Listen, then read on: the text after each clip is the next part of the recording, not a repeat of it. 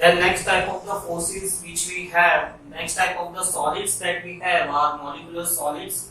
Molecular solids, they are made up of molecules. The next, the bonding in the case of the molecular solids as compared to the covalent or ionic bonds. In case of the molecular solids, such type of ionic and covalent bonds are absent. Instead of those real bonds, covalent or ionic, there are some force of attractions. Different type of force of attractions which are found in molecular solids may be London forces, dipole-dipole interactions. Dipole-dipole interactions are quite stronger as compared to London forces, and then the hydrogen bonds. However, all these type of the attractive forces, they are quite weaker when we compare them with the covalent or the ionic bonds. So in case of the molecular solids, ionic and covalent bondings are absent, and instead the attractive forces, or you may say the weak attractive forces like London force, dipole-dipole interactions, hydrogen bonds are present in them.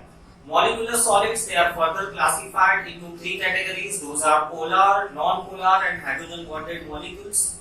Non-polar molecules are those molecules in which there is no net charge. The molecule whole as itself is neutral in nature. The participating atoms in the molecules do not have any charge. Such type of non-polar molecules, the examples are Cl2, N2, CCl4, naphtha. Let's take the example of the Cl2. Two Cl, they combine to form a molecule Cl2. The bonded pair of electrons, they lie exactly in the middle between the participating atoms. As a result of which, the participating atoms, they are neutral in nature.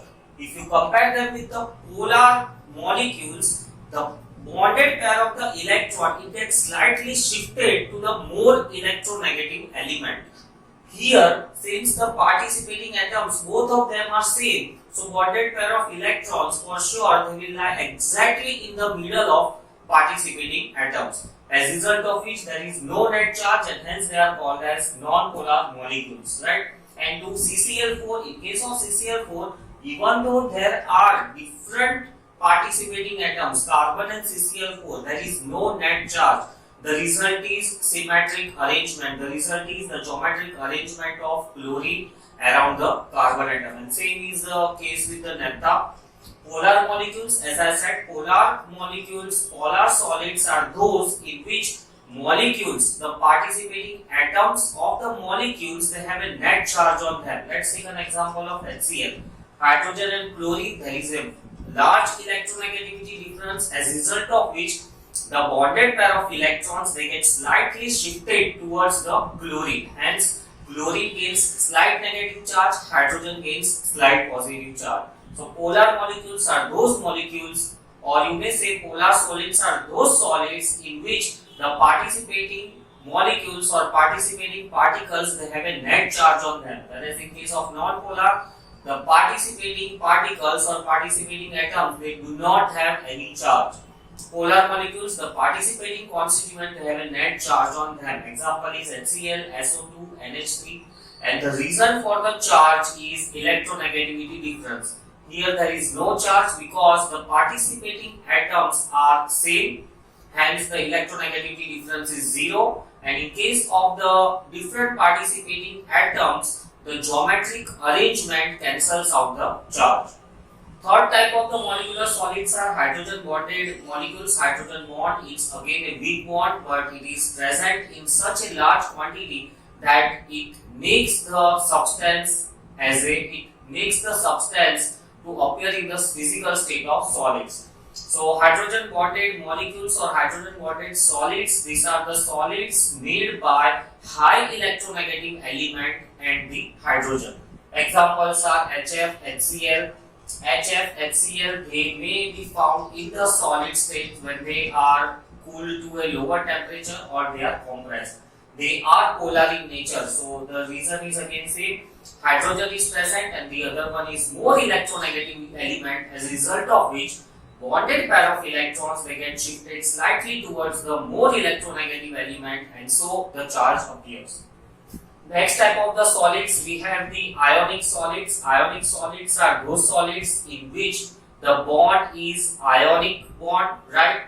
The participating constituents, one of them is metal and other one is a non-metal, right? Metals, they have positive ions, they are cations, and the non-metal, they are anions. So in case of the ionic solids, they are made up of the ions, the bonding is ionic bond. In case of them, example NaCl, right? Na being metal, chlorine being non-metal, Na is cation, chlorine is anion. These cation and anion, they get attached to one another with a strong electrostatic force resulting in the ionic bond.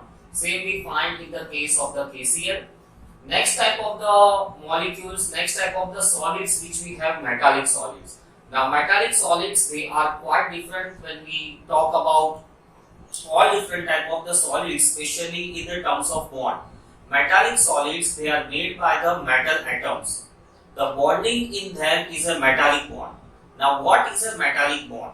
So in case of the metals, right, the outermost orbit electrons or the valence electrons, they are loosely bound with the nucleus. They become free.